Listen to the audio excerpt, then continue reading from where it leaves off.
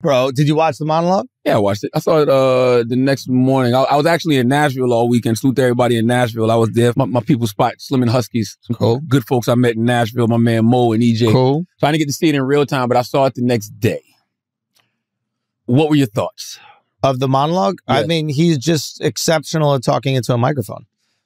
His timing is incredible. I like the second half of the monologue better. I actually like the stuff about politics more than the Kanye and Kyrie stuff. I did like how he brought it all back around, especially that joke about the chain.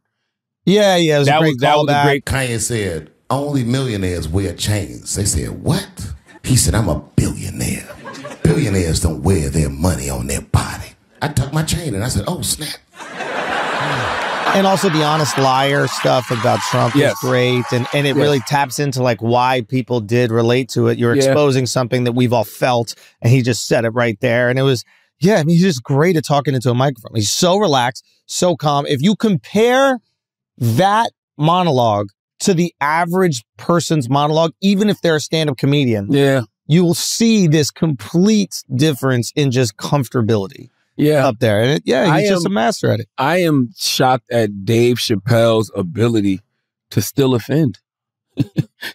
because you know he's probably going to say something that offends you. But there was nothing. I mean, not to us, because we're not Jewish. But I even spoke to like Jewish friends. They were like, I don't think they're Jewish people aren't monolithic though. Like, why do we keep saying that? Like you said, we always like, that's like saying your black friend. Like, you know what I mean? Yeah, but all black people think the same.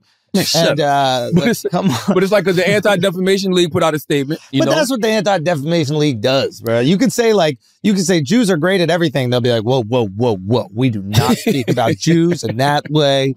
Yeah, no, I don't know. Man. I will say this. I think that in moments like this, I want groups like the ADL and other Jewish people who say that Dave is doing things like normalizing anti-Semitism, use these moments as opportunities to teach.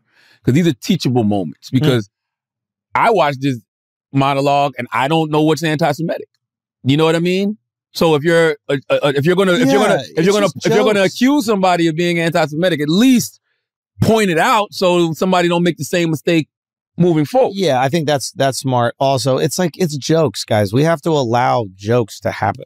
And I think that when you have a certain amount of prominence, those jokes feel real. And I think one of the great things about Chappelle, the reason why he's been so beloved by so many different groups of people is that the punchline to his jokes are very cartoonish. They're very silly. It's the reason why the sketches were so profound, right? Is because the actual funny part was so absurdist and ridiculous that it was hard to be like, oh, that really hurt my feelings. Right? And so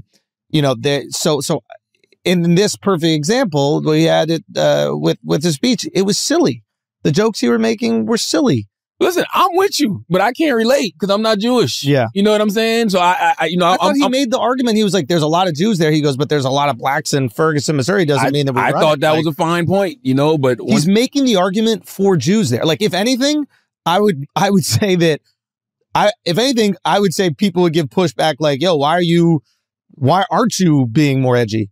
You know what I'm saying? The edgy joke is to prove why they do run Hollywood, not to prove why they don't, or why they do run the media. Like, this is the opposite. I wonder if that's the thing, right? When they say, you're normalizing anti-Semitism, I think it's that. I'm sorry. But what I mean by that is, if you do anything other than denounce it, is it normalizing it?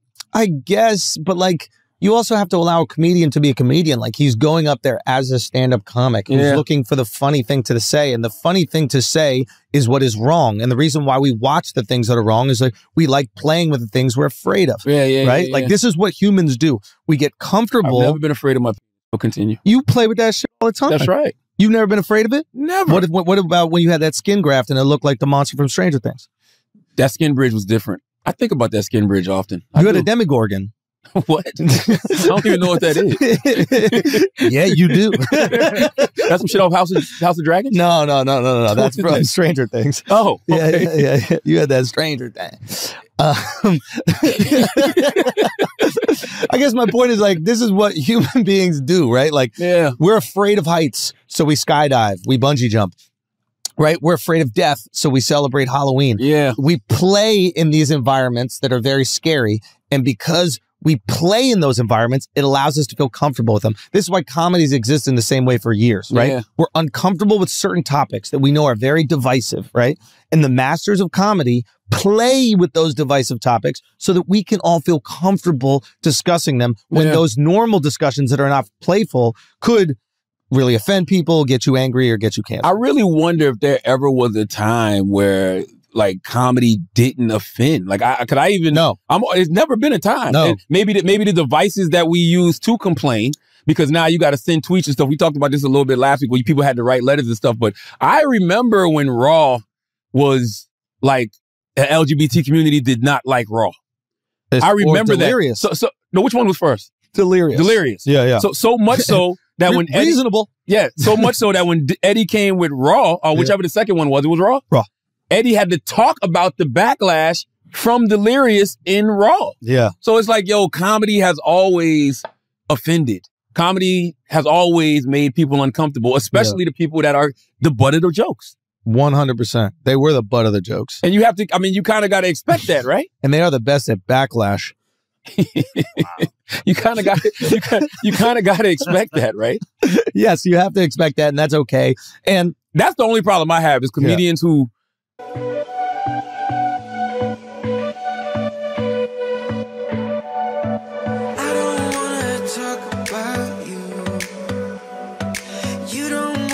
talk about me too. I don't want to talk about. Don't expect it. Why are people offended? Like, you have to know that. You have to know that there are going to be people that are offended. That's right. Unless you're just doing self-deprecating jokes, right? If you're only speaking about yourself and then talking about the embarrassing things you've experienced, it's very hard for other people to be offended on behalf of you. Yeah. But if you're speaking about other things, you're speaking about culture, you're speaking about politics or religion or something like that, yeah, there are going to be some people offended. That's why you got to allow people to be offended. Like, that's okay. It's okay if people have opinions. It's not okay when they want to use those opinions to silence your ability to make jokes. Yeah. Right? The one thing I love that Dave said is he definitely, when he said Kyrie got in trouble, Kanye caused so much shit that Kyrie got in trouble. That is true. Kanye has created this whole climate. Yeah, but Kyrie would have gotten in trouble no matter what. I don't know if it would have been to this extent. I really don't. I think it's because of the climate that Kanye created. Yeah. And y'all can say whatever y'all want. The climate that Kanye created was the climate of bigotry. And you know how you know it was bigotry? Because he said it. Yeah. He was in the Piers Morgan interview and he goes, I know I was being racist. Yeah. I meant to be racist. Yeah. He was in the Drink Champs interview and he said, I can say anti-Semitic things. So he acknowledged that he was being anti-Semitic. Yeah. So he's the only one that should really, really, really be getting smoked. I think they're going too far on Kyrie for sure, especially But it's because of Kanye. It's because of the climate. Dave and Kanye. In the darkness of the night, a flicker starts to glow. A beacon in the shadows, a light that starts to flow. Illuminating pathways where once there was despair. In the depths of obscurity, hope begins to flare. Like a flame in the wind, I ignite from within. Casting rays of brilliance, banishing the din. With each step I take, I brighten up the way. In the realm of shadows, I become the day. I'm the light in the darkness, the spark in the night. Guiding lost souls towards the morning light. Through the tunnels of uncertainty, I'll be the guide. For I am the bearer of hope, in me dreams reside. In the labyrinth of life, where shadows dance and play, I'm the ray of sunshine, turning night into day. With every glimmer I cast, I unveil the unseen. In the tapestry of existence, I'm the golden sheen. From the darkest corners to the highest peak, I'm the radiant glow that even shadows seek. With every flicker, every beam I emit, I dispel the darkness, I never submit. I'm the light in the darkness, the spark in the night. Guiding lost souls towards the morning light. Through the tunnels of uncertainty, I'll be the guide. For I am the bearer of hope, in me dreams reside. In the symphony of life, I'm the crescendos rise. In the canvas of the universe, I paint the skies. So let the darkness tremble, let the shadows flee. For in the heart of radiance, I'll always be. I'm the light in the darkness, the spark in the night, guiding lost souls towards the morning light. Kyrie are all suffering But also from the it's 'cause climate that Kanye Kyrie's created. a stubborn. If he apologized right there, said That's what he what I'm said was saying. wrong, Yes. it's over. That's what I'm he saying. doubled down. He was being stubborn. He's like, "You're not going to tell me what to do." He did that classic thing that like your girlfriend does when you know she's wrong in an argument. She's like, "Well, let's talk about what you guys are doing."